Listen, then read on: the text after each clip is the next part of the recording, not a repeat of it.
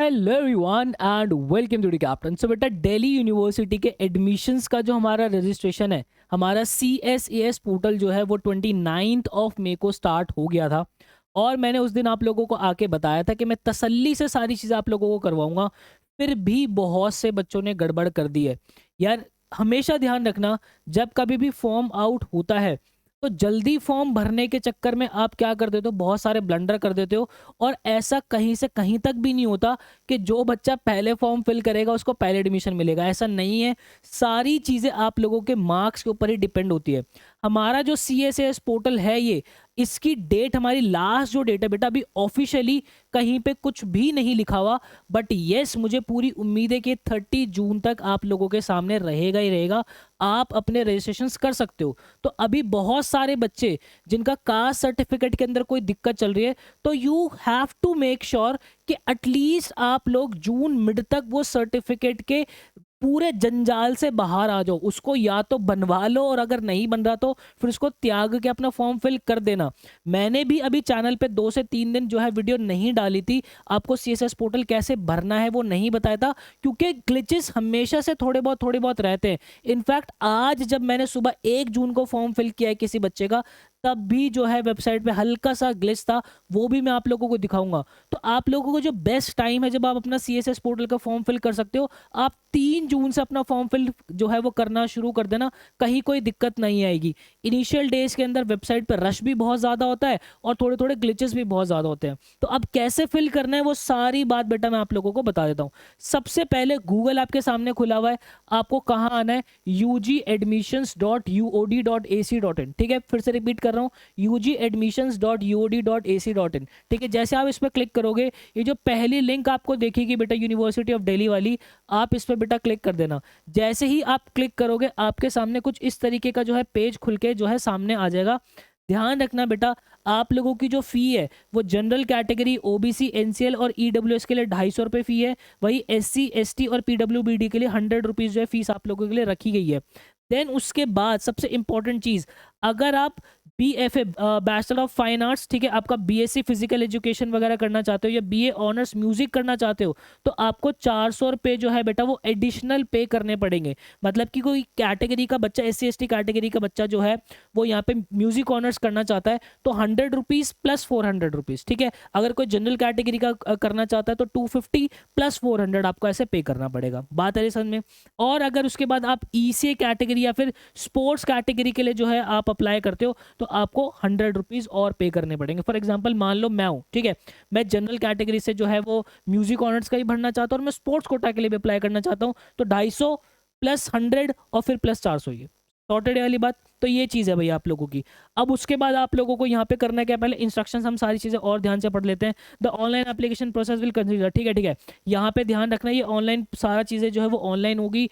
कोई भी ऑफलाइन जाके डॉक्यूमेंट आपका अभी सबमिट नहीं होगा। जो वेरिफिकेशन होती है आप लोगों की, वो जब आपका कॉलेज में एडमिशन हो जाता है, जब आपकी क्लासेस स्टार्ट हो जाती है, तब जाके आपके डॉक्यूमेंट्स वहाँ जमा होते हैं। अगर कोई आपको बुला रहा है कि यहाँ आ जाओ, सुबह ही मेरे पास बच्चे का मैसेज आया है, IP यूनिवर्सिटी के लिए किसी पश्चिम बिहार के अंदर जो है वो बुला रहे थे कि आप हमारे पास आ जाओ, हम आपका जो है वो एडमिशन करा देंगे ही करा देंगे। सब फेक है, बच के रहना है, ठीक है। देन उसके बाद आपको क्या करना है बेटा, यहाँ पे न्यू रजिस्ट्रेशन पे क्लिक करना है, क्योंकि अभी हम बिल्कुल फ्रेश बालक है। तो न्यू रजिस्ट्रेशन पे जब हम क्लिक करेंगे, तो रजिस्ट्रेशन पे क्लिक करने के बाद सबसे पहले आप लोगों का CUET का एप्लीकेशन नंबर बेटा आप लोगों को यहाँ पे जो है वो डाल देना है। वो एप्लीकेशन नंबर कहाँ मिल रहा होगा? आप लोगों का जो एडमिट कार्ड है CUET का, उसका जो एप्लीकेशन नंबर है आप यहाँ पे डालोगे, अपनी डेट ऑफ बर्थ यहाँ पे ऐड करोगे। देन उसके बाद ये जो कैप्चा यहाँ पे इमेज के अंदर जो नंबर आते हैं, ध्यान रखना अलग अलग नंबर आते हैं, आपके केस के अंदर वो अलग आ सकता है। वो सेम नंबर आप यहाँ पे डालोगे और रजिस्टर पे कर दोगे क्लिक। जैसे ही आप रजिस्टर पे क्लिक करोगे बेटा, तो ध्यान रखना आपके सामने देखो सारी चीज़ें आपने डाली, और देन उसके बाद आप लोगों का क्या होगा, या तो जो पेज था वो वापस से वही खुल जाएगा, ठीक है। तो आप जब उस पर लॉगिन करने की कोशिश करोगे तो पासवर्ड तो आपने जनरेट किया ही नहीं, ठीक है। या तो वो आपको तुरंत पासवर्ड जनरेट करने का ऑप्शन दे देगा, या कभी कभार पासवर्ड जनरेट करने का ऑप्शन नहीं भी दे रहा है। तो अगर नहीं दे रहा है तो आपको क्या करना है बेटा, अगर वो नहीं दे रहा है, आपने रजिस्टर किया और आपके सामने ये जो पेज जो है वापस से ये वाला पेज खुल जाएगा, ये वाला, ठीक है। तो यहाँ पे जो फॉरगॉट पासवर्ड है बेटा, इस फॉरगॉट पासवर्ड पे एक बार क्लिक कर देना वापस से, ठीक है। फॉरगेट पासवर्ड पे आपने क्लिक कर दिया तो आपके सब, क्योंकि मेरे साथ भी यही हुआ है, आप लोगों के सामने ये पेज खुलेगा, ठीक है। जैसे ही आप लोगों के सामने ये पेज खुलेगा, आप लोगों की ईमेल आईडी पे या फिर फ़ोन नंबर पे, दोनों पे जो है ओटीपी आ जाएगा। वो ओटीपी आप डालोगे और जो नया पासवर्ड आप सेट करोगे वो नया पासवर्ड सेट कर लेना। फिर यहाँ पे जो इमेज है आपके केस में अलग आ सकती है, वो इमेज जो है सेम कोड आप डालोगे और सबमिट ओटीपी कर दोगे। जैसे ही आप सबमिट ओटीपी करोगे, आप लोगों का जो पासवर्ड है वो जनरेट हो जाएगा। पासवर्ड जनरेट होने के बाद जो सीयूटी का एप्लीकेशन नंबर है आप वो डालोगे और जो नया पासवर्ड आपने बनाया है वो डालोगे। ये इमेज जो है वो यहाँ पे डालोगे। अगेन ये अलग हो सकती है और यहाँ पे आप लॉगिन कर दोगे। जैसे ही बेटा आप लॉगिन करोगे, यहाँ आप लोगों के जो डॉक्यूमेंट्स लगने हैं, ध्यान रखना है, सबसे पहले क्लास 10th की मार्कशीट जो है आप लोगों की जो है वो लगेगी। सारे जेपीजी पीएनजी फॉर्मेट के अंदर लगेंगे, पीडीएफ के अंदर नहीं लगेंगे। जो साइज है आप लोगों को ध्यान रखना, 100 केबी से 100 केबी से 500 केबी के बीच के आपके डॉक्यूमेंट्स होने चाहिए। और अगर आप लोगों को रीसाइज करने के अंदर कहीं भी दिक्कत आती है तो एक वेबसाइट बता रहा हूँ मेरे बेटा, imresizer.com। imresizer.com। बच्चों को 6-7 घंटे हो जाते हैं, वो साइज ही सेट नहीं होता। यहाँ पे आप प्रॉपर साइज डाल सकते हो कि जनाब मेरे को 500 केबी तक की फाइल चाहिए ये वाली, वो तुरंत बना के दे देगा। घंटों का काम कुछ सेकंड्स के अंदर हो जाएगा। imresizer.com sorted. देन उसके बाद क्लास 12th की मार्कशीट आप लोगों की लगेगी, ठीक है। अब उसके बाद यहाँ पे एक चीज़ ध्यान रखनी है, SC ST OBC एनसीएल अगर आप कैटेगरी से बिलोंग कर रहे हो तो वो कैटेगरी के सर्टिफिकेट्स आप लोगों के जो है चाहिए होंगे। SC और ST कैटेगरी के केस के अंदर कोई भी डेट का कंपल्शन नहीं है। वहीं हमारे जितने भी बाकी कैटेगरी के बच्चे हैं, जैसे कि मेरा OBC NCL हो गया, EWS कैटेगरी हो गया, आप लोगों के जो सर्टिफिकेट बेटा 31 मार्च के बाद वाले होने चाहिए, ठीक है। और तहसीलदार या उससे ऊपर की रैंक के ही जो लोग होते, ऑफिसर्स होते, उनके सिग्नेचर होने चाहिए। और सारे ही सर्टिफिकेट्स आप लोगों के सेंट्रल लेवल के होने चाहिए। अब सेंट्रल लेवल के कैसे होते हैं, क्या होते हैं, उसके ऊपर मैं ऑलरेडी वीडियो एक जो है वो डाल चुका हूँ। ये करेक्ट फॉर्मेट क्या है, आपके जो है डॉक्यूमेंट्स का करेक्ट फॉर्मेट क्या है, उसके अंदर मैंने एक्चुअल में पीडीएफ दी हुई है। आप वो पीडीएफ डाउनलोड कर सकते हो। चैनल पे आ जाना, लिख देना कि भाई correct format Delhi university admission by edu captain, ऐसे करके मेरी वीडियो मिल जाएगी आप लोगों को। वो डाउनलोड करके चाहो तो अपने ऑफिसर्स के पास ले जाना कि सर अगर आप अपने फॉर्मेट में नहीं बना सकते तो ये जो फॉर्मेट मेरे पास है, आप चाहो तो इसको फिल करके अपने सिग्नेचर करके स्टैंप लगा के दे दो, आपका सर्टिफिकेट तैयार हो जाएगा। बात आ रही है समझ में? तो ये चीज़ें आपको ध्यान रखनी है। और तो ठीक है, ये OBC NCL EWS ये सारे सर्टिफिकेट्स आप लोगों के लगेंगे।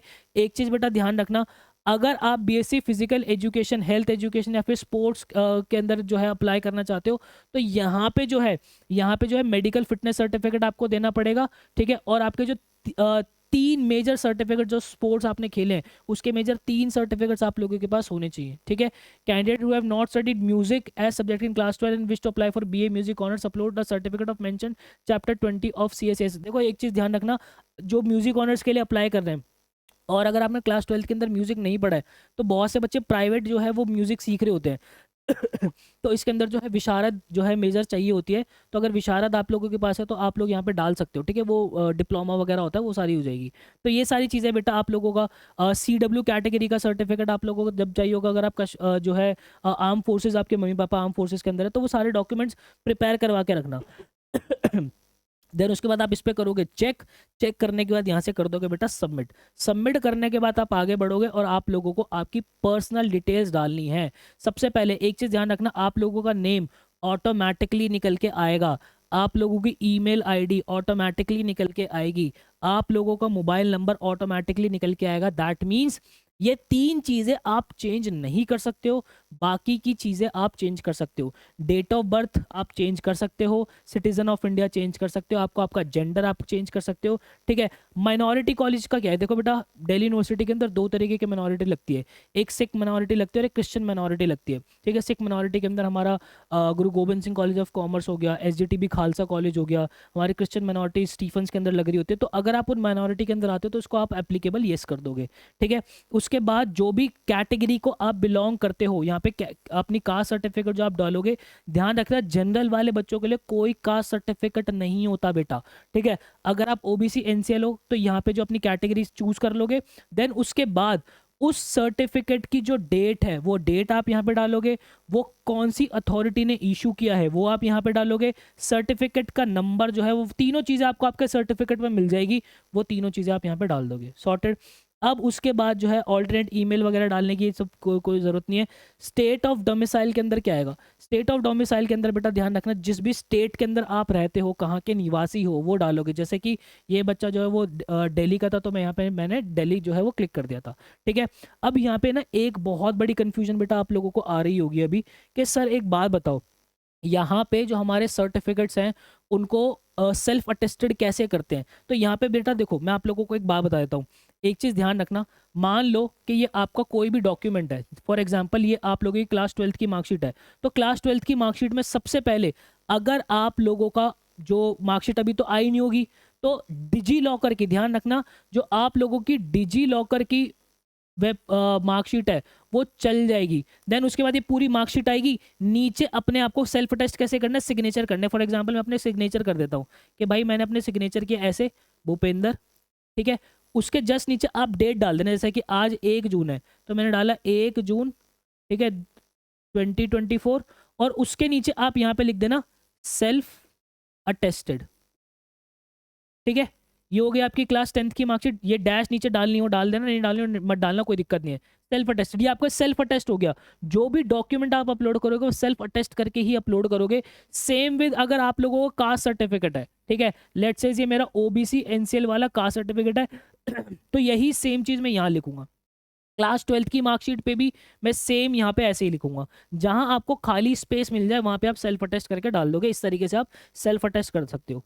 कोई दिक्कत, कोई परेशानी, कहीं जलन, कोई खुजली, आई होप इस बात के अंदर आप लोगों को नहीं होगी, बात आपके ब्लड के अंदर जा रही होगी, ठीक है भाई। अब उसके बाद आगे क्या है, आपको आपकी फैमिली डिटेल्स देनी है कि आपकी फैमिली इनकम कितनी है, ठीक है। आपको कि 4 लाख से कम है, 4 से 8 लाख के बीच में, वो ब्रैकेट आपको देखना है, वो सिलेक्ट करना है। उसके बाद are you a single girl child, ध्यान रखना 2024 के अंदर दिल्ली यूनिवर्सिटी ने सिंगल गर्ल चाइल्ड जो है वो ऑप्ट किया। अब यहाँ पे एक चीज़ ध्यान रखना, मेरे पास बहुत से बच्चों के जो है वो कमेंट्स आए या बच्चों ने मेरे से बहुत पूछा कि सर मैं फीमेल हूँ, मेरा एक भाई और है, तो क्या मैं इस कोटा के अंदर आती हूँ। So the answer is no. Single girl child का मतलब होता है कि आपकी फैमिली में कौन है, आप हो, आपकी मदर और फादर, ये 2 लोग और है, और आप हो, बस ये 3 लोग हैं, ठीक है। और लड़की ही होनी चाहिए, खाली सिंगल गर्ल चाइल्ड का मतलब है कोई भाई बहन नहीं होना चाहिए, ठीक है। अब इसमें बहुत से बच्चे बोलेंगे कि सर मेरे फादर नहीं है या मेरे मदर नहीं है, मैं और पापा ही हैं या मैं और मम्मी ही हैं, तो क्या मैं सिंगल गर्ल चाइल्ड के अंदर आता हूँ। So the answer is yes, आप भी सिंगल गर्ल चाइल्ड के अंदर आते हो। जैसे कि यहाँ पे आप इसको यस कर दोगे, अदरवाइज जो है वो नो कर दोगे। इज योर पेरेंट सिंगल, अब आपको बताना है कि आपके जो पेरेंट है वो सिंगल है या नहीं है। तो आपको अगर यस होगा तो यस डालोगे, नहीं है तो नहीं डालोगे। अदर मतलब कि आपके अगर सिर्फ मदर है तो आप इसको यस कर दोगे, अगर आपके सिर्फ फादर है तो आप इसको यस कर दोगे, दोनों हैं अगर तो आप इसको नो कर दोगे। सॉर्टेड। और ये तो सारे बच्चों को भरना है। और यहाँ पे अगर आप एप्लीकेबल हो तो यस कर दोगे, अगर आप इसको नॉट एप्लीकेबल कर दोगे। ऑर्फन, अगर आप अडॉप्ट किए वो मतलब अनाथ हो, ऐसे अडॉप्ट नहीं मतलब अनाथ हो, तो आप इसको यस करोगे, अदरवाइज आप नो कर दोगे। आपको आपकी मदर की डिटेल डालनी है, मदर कहाँ काम करते हैं। हालांकि ये देखो यहाँ पे जो है ये मैंडेटरी नहीं है, तो आप इनको स्किप भी कर सकते हो, कोई दिक्कत नहीं है। उसके बाद आपको फादर की डिटेल डालनी है, ठीक है, फादर की ऑक्यूपेशन डालनी है। और ये जो है मतलब मैंडेटरी नहीं है, तो आप इसको डिलीट कर सकते हो, उसको मतलब नहीं भी डालोगे तो भी चल जाएगा। देन उसके बाद वार्ड कोटा क्या होता है, अगर आपके मदर या फादर में से कोई भी दिल्ली यूनिवर्सिटी के अंदर काम करते हैं तो आप इसको क्या कर दोगे, यस कर दोगे, ठीक है, कि आप वार्ड कोटा के लिए अप्लाई होते हो। अब यहाँ पे वार्ड कोटा के अंदर आपका टीचिंग और नॉन टीचिंग दोनों कैटेगरी जो है एप्लीकेबल होती है। तो यहाँ पे अगर आपके मदर या फादर काम करते हैं तो यस, अदरवाइज नो आप कर दोगे। देन उसके बाद अगर आपको कोई डिसेबिलिटी है तो आप इसको यस कर दोगे। पीडब्ल्यूडी कैटेगरी के अंदर अगर आप आते हो तो आप इसको यस कर दोगे। अगर आप कश्मीरी माइग्रेंट हो तो आप इसको यस कर दोगे। अगर आप CW कैटेगरी के अंदर जो है वो अप्लाई करना चाहते हो तो आप इसको यस कर दोगे। अगर आप प्राइम मिनिस्टर स्पेशल स्कॉलरशिप जो JNK स्टूडेंट्स के लिए लगती है उसके लिए उसमें उस कैटेगरी के अंदर आते हो तो आप इसको यस कर दोगे, otherwise not applicable. Sikkim students जो है जो कि गवर्नमेंट ऑफ सिक्किम ने नॉमिनेट किया, आप उसको यस कर दोगे। आइडेंटिटी प्रूफ के अंदर अगर मैं बात करूँ, देखो अगर आप सिक्किम स्टूडेंट हो तो यस करना, अदरवाइज इसको नॉट एप्लीकेबल ही रहेगा। आइडेंटिटी प्रूफ के अंदर बेटा आप जो भी लगाना चाहो, आपका पासपोर्ट है, स्कूल की आईडी है, पैन कार्ड है, वोटर आईडी कार्ड है, राशन कार्ड है, बैंक की पासबुक है, ड्राइविंग लाइसेंस, और अगर आप आधार कार्ड डालना चाहते हो तो आपको क्या डालना पड़ेगा, other valid government ID identity card with photograph. ठीक है भाई, बात आ रही है समझ में। तो इस तरीके से बेटा जो है आप लोग इसको एप्लीकेबल करोगे। तो यहाँ पे मैंने जैसा वोटर आईडी डाल दिया था। फिर उसके बाद अभी आप तो किसी यूनिवर्सिटी के अंदर एनरोल नहीं हो, अगर कोई बच्चा जो कि किसी और यूनिवर्सिटी के अंदर एनरोल्ड है, जैसे कि अभी क्राइस्ट यूनिवर्सिटी के रिजल्ट जो है वो आउट हो गए थे, काफ़ी यूनिवर्सिटी के रिजल्ट आ चुके थे और बच्चों ने उसमें एडमिशन ले भी लिए। तो अगर आपने किसी और यूनिवर्सिटी के अंदर एडमिशन लिया हुआ है, या फिर आप दिल्ली यूनिवर्सिटी में पहले से ही पढ़ते आ रहे हो, आप इस बार कॉलेज अपग्रेड करने का सोच रहे हो, तो आप इसको येस करोगे, अदरवाइज नो करोगे। देन उसके बाद अगर आपको बीएफए के अंदर अप्लाई करना है तो येस, बीएफए मतलब बैचलर ऑफ फाइन आर्ट्स, तो फीस अपनी वैसे बढ़ जाएगी। अगर आप म्यूजिक ऑनर्स के लिए करना चाहते हो तो येस, अदरवाइज नो। और उसके बाद अगर आपको BSc physical education, health education या फिर स्पोर्ट्स करना है तो आप इसको येस करोगे, अदरवाइज नो कर दोगे। ठीक है, अब उसके बाद देन आगे आपको डालना है आपका एड्रेस। देखो ये बीएससी जो है हेल्थ एजुकेशन एंड स्पोर्ट्स है, ये स्पोर्ट्स कोटा नहीं है, ये स्पोर्ट्स कोटा नहीं है। स्पोर्ट्स कोटा के लिए तो आगे बात हो रही है। ठीक है, देन उसके बाद अपनी जो है वो एड्रेस डालोगे। यहाँ पे आप अपना एड्रेस डाल दोगे प्रॉपर सारा, जो भी आपका एड्रेस है। उसके बाद अगर आपका परमानेंट एड्रेस और कॉरेस्पॉन्डेंस एड्रेस सेम है तो इसको आप करोगे चेक, और चेक करते ही वो सारा जो है आपका सेम का सेम यहाँ पे जो है कॉपी पेस्ट ऑटोमेटिकली हो जाएगा। देन उसके बाद सबसे इंपॉर्टेंट चीज़, आप लोगों की अकाउंट की डिटेल्स ध्यान रखना बेटा। आगे मान लो आप कॉलेज जो है अपग्रेड करते हो, अपग्रेड मान लो आपको हंसराज मिला, अपग्रेड करके आप जो है एसआरसीसी के अंदर जा रहे हो। अब मान लो एसआरसीसी की फीस जिस कोर्स के अंदर जा रहे हो कंपैरेटिवली थोड़ी सी कम है, कि आपके भाई 1200-1400 रुपये बच रहे हैं फॉर एग्जांपल। तो वहाँ पे क्या होगा, जो फीस आपने पहले भरी होगी, अब जो पैसा जो बैलेंस हो जाएगा वो ऑटोमेटिकली बाद में इस अकाउंट के अंदर आएगा। तो you have to make sure बेटा कि ये अकाउंट की डिटेल आप जो है वो सही दो। अब इसके अंदर आप खुद का बैंक अकाउंट की डिटेल भी दे सकते हो, आपके फादर की भी, मदर की भी, किसी की भी बैंक अकाउंट डिटेल आप दे सकते हो। बस ध्यान रखना है कि वो बंदा ट्रस्टी होना चाहिए। ऐसा ना हो कि भाई आपकी फ़ीस जो है इसके अंदर रिटर्न हुई थी, वो बंदा आपको फीस ही नहीं दे रहा। तो किसी ऐसे इंसान की फ़ीस जो है अकाउंट की डिटेल आपको यहाँ पर डालनी है। ठीक है, मदर या फादर की डालना, मैं तो यही प्रेफर करूँगा। तो यहाँ पे सारी डिटेल्स डालने के बाद आप इसको यहाँ पे क्या कर दोगे बेटा, सबमिट कर दोगे। सबमिट करने के बाद सबसे इंपॉर्टेंट जो चीज़ें आएंगी वो सारी चीज़ें आपको जो है वो वापस से एक बार वेरीफाई करनी है। प्रॉपर डिटेल्स जो है वेरीफाई करना है। यहाँ पे मैंने ब्लैक की हुई चीज़ें बेटा, क्योंकि मैं पर्सनल चीज़ों का हमें बहुत खास ख्याल रखना पड़ता है, किसी की प्रिवेसी का हमें बहुत खास ख्याल रखना पड़ता है। तो आप प्लीज़ अपने एंड पे जो जो आपके हिसाब से चीज़ें होंगी आप उसको प्रॉपर वेरीफाई कीजिएगा। वेरीफाई करने के बाद सारी चीज़ें वेरीफाई जब हो जाएंगी तो अगर आपको कोई भी चेंज करना है तो आप आ जाओगे एडिट के अंदर। ठीक है, और अगर सारी चीज़ें ओके है तो आप करोगे नेक्स्ट पे क्लिक। ठीक है, नेक्स्ट पे क्लिक करने के बाद आप लोगों को फिर अपनी अकेडमिक डिटेल्स डालनी है। सबसे पहले आप लोगों का जो बोर्ड ऑफ एजुकेशन है, जो, और ध्यान रखना ये 12th की बात होगी यहाँ पे, सारी 10th की डिटेल्स आप लोगों को नहीं डालनी है। ठीक है, यहाँ पे आप जिस भी बोर्ड से, जैसे कि सीबीएसई से हो तो आप सीबीएसई कर दोगे, आईसीएसई से तो आईसीएसई कर दोगे। रिजल्ट क्या है, जो है पास आ रहा होगा, कुछ बच्चों का अवेटेड भी होगा।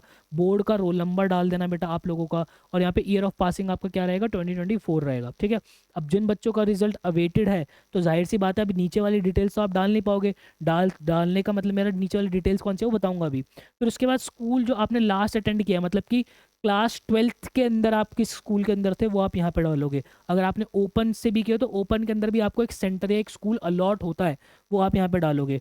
टाइप ऑफ स्कूल कैसा था आपका, प्राइवेट था, गवर्नमेंट था, वो आप यहाँ पे डाल दोगे। स्कूल की लोकेशन कहाँ पे थी। ठीक है, मीडियम ऑफ स्टडी आपका क्या था, हिंदी लैंग्वेज में पढ़ा आपने सारी चीज़ें या इंग्लिश लैंग्वेज में पढ़ी, वो आप यहाँ पे डालोगे। उसके बाद आपने हिंदी कहाँ तक पढ़ी है, कहाँ तक आपने हिंदी पढ़ी है वो आप यहाँ पे डालोगे कि भाई 8th क्लास तक पढ़ी है, 10th तक पढ़ी है, 12वीं तक पढ़ी है, कहाँ तक पढ़ी है। ठीक है, अब उसके बाद अगर आपका रिजल्ट अवेटेड है बेटा तो ये वाली चीज़ आप अभी नहीं भर पाओगे, और अगर आपका रिजल्ट आ चुका है तो आपको ये सारी चीज़ें भरनी है। अब यहाँ पे सबसे इंपॉर्टेंट चीज़ बेटा, जो ये सब्जेक्ट्स हैं, कोई बेस्ट 5 नहीं है, कोई बेस्ट 4 नहीं है, कोई बेस्ट 6 नहीं है। आपको आपकी मार्कशीट उठानी है, उसके अंदर जितने भी सब्जेक्ट्स हैं, मैं ये बात फिर से रिपीट कर रहा हूँ, उसके अंदर जितने भी सब्जेक्ट्स हैं, 6 है तो 6 डालोगे, 7 है तो 7 डालोगे, अगर 10 भी होंगे तो 10 डालोगे, हालांकि 10 तो होते नहीं है। तो जितने भी सब्जेक्ट्स हैं वो सारे के सारे सब्जेक्ट की डिटेल्स आप लोगों को यहाँ पे देनी है। कोई बेस्ट 5 नहीं है, कोई बेस्ट 4 नहीं है, समझ रहे हो इस बात को। तो यहाँ पे जैसे इंग्लिश कोर हो गया, वो सारे सब्जेक्ट्स आप डालोगे। अब यहाँ पे सबसे इंपॉर्टेंट चीज़, आप लोग एक चीज़ ध्यान रखना, जब आप एग्जाम देते हो 100 नंबर का, तो उसके अंदर कुछ पार्ट हमारा थ्योरी का होता है, कुछ पार्ट हमारा प्रैक्टिकल का होता है। जैसे कि अगर मैं सीबीएसई के हिसाब से इंग्लिश की बात करूं, तो इंग्लिश का जो थ्योरी का पेपर होता है वो 80 नंबर का होता है, ठीक है। और उसके बाद प्रैक्टिकल हमारा जो है बेटा वो 20 नंबर का होता है। तो इस हिसाब से आपको चलना है कि भाई मान लो आगे मैं मैथ्स भरता हूँ यहाँ पे, ठीक है, मैंने मैथ्स का पेपर भरा, तो ये मेरा मैक्सिमम 80 नंबर का है और प्रैक्टिकल मेरा 20 नंबर का होता है। अब उस 80 में से मुझे कितने मिले, कि भाई मान लो 80 में से मुझे 78 मिले तो मैं यहाँ पे डाल दूंगा, 20 में से मुझे यहाँ पे 20 मिले तो मैं 20 डाल दूंगा, 80 में से मान लो फॉर एग्जाम्पल मान लो मेरे यहाँ पे 60 नंबर आए तो मैं 60 डाल दूंगा, यहाँ पे मुझे जो 16 ही नंबर मिले, तो इस तरीके से चीज़ें चलेंगी। बात समझ रहे हो? तो यहाँ पे उस हिसाब से चलना है आप लोगों को। तो यहाँ पे जितने भी मैक्सिमम मार्क्स आपके हैं और आपके कितने आए हैं थ्योरी के अंदर, फिर प्रैक्टिकल आपका कितने नंबर का था और प्रैक्टिकल के अंदर आपको कितना मिला है, ये सारी चीज़ें आपको आपकी 12th की मार्कशीट पे मिल जाएंगी कि थ्योरी में इतने मार्क्स है, प्रैक्टिकल में इतने मार्क्स है, फिर फाइनल ये स्कोर बन रहा है। समझ रहे हो? कोई दिक्कत परेशानी? ठीक है। उसके बाद स्कूल लास्ट अटेंड, वो तो सारी चीज़ें मैंने आप लोगों को बता दी कि क्या क्या रहेगा। उसके बाद सारी चीज़ें बेटा जो है आप लोग एक बार वेरीफाई करोगे अपनी, बहुत अच्छे से वेरीफाई करना है इसको, क्योंकि दिल्ली यूनिवर्सिटी के अंदर जब आपका टाई ब्रेक हो रहा होगा, तो टाई ब्रेक के टाइम पे आप लोगों के यही स्कोर जो है वो देखे जाएंगे, यही स्कोर कंसीडर किए जाएंगे। मतलब कि दो बच्चे, हालांकि ऐसा होता नहीं क्योंकि आपका जो सीयूटी का रिजल्ट आएगा वो 7 डेसिमल तक आएगा, लेकिन फिर भी अगर मतलब किसी केस के अंदर टाई हो जाता है तो आपके क्लास 12th के मार्क्स चेक किए जाएंगे, जिस बच्चे के ज़्यादा होंगे वो बच्चा जो है उसको सीट मिलेगी। चलो भाई आगे। अब उसके बाद अगर आप स्पोर्ट्स कोटा के अंदर अप्लाई करना चाहते हो तो आपको इस पे क्लिक कर देना है, ठीक है। इस पे क्लिक करने के बाद आपको आपके स्पोर्ट्स कोटा की जो सर्टिफिकेट्स है वो अपलोड करने होंगे। अदरवाइज अगर आप नहीं करना चाहते तो आप नेक्स्ट करोगे, ठीक है। देन उसके बाद एक्स्ट्रा करिकुलर एक्टिविटीज़ के अंदर अगर आप अप्लाई करना चाहते हो ईसीए के अंदर, तो आप इस पर क्लिक करोगे और आपके जो डॉक्यूमेंट्स है वो आप अप्लाई करोगे। भाई डिबेटिंग थी, थिएटर था, जो भी था, आप जो डालना चाहोगे उसके अंदर डाल सकते हो। और देन उसके बाद अगर आपको नहीं करना तो आप उसको क्या करोगे, नेक्स्ट कर दोगे, ठीक है।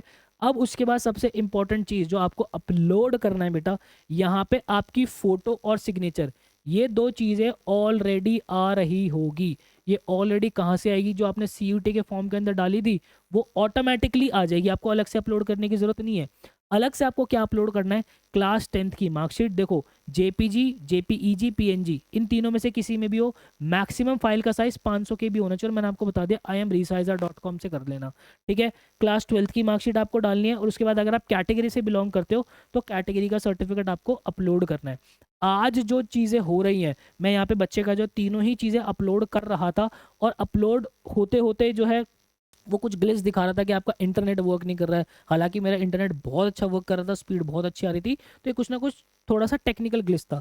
जैसे आप इसको अपलोड करोगे, आप इसको कर दोगे नेक्स्ट। नेक्स्ट करते ही क्या होगा बेटा, सारी चीज़ें आपकी प्रीव्यू आएगी। मैं इससे आगे नहीं बढ़ पाया, आपको प्रीव्यू करनी पड़ी। प्रीव्यू का मतलब है पूरा फॉर्म जो है ऊपर से लेके नीचे तक सारा पूरा वेरीफाई करना है, ठीक है, कि हाँ भाई सारी चीज़ें ठीक है या नहीं। अगर नहीं ठीक होगी तो आप एडिट पे क्लिक करके उसको ठीक करोगे, ठीक है।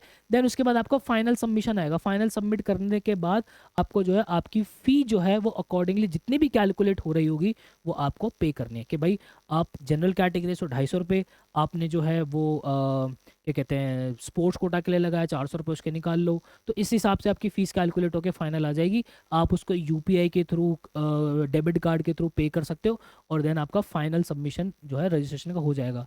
ध्यान रखना, जब तक आप अपनी फ़ी पे नहीं करोगे तब तक आपका फॉर्म सबमिट नहीं होगा, सबमिट नहीं माना जाएगा।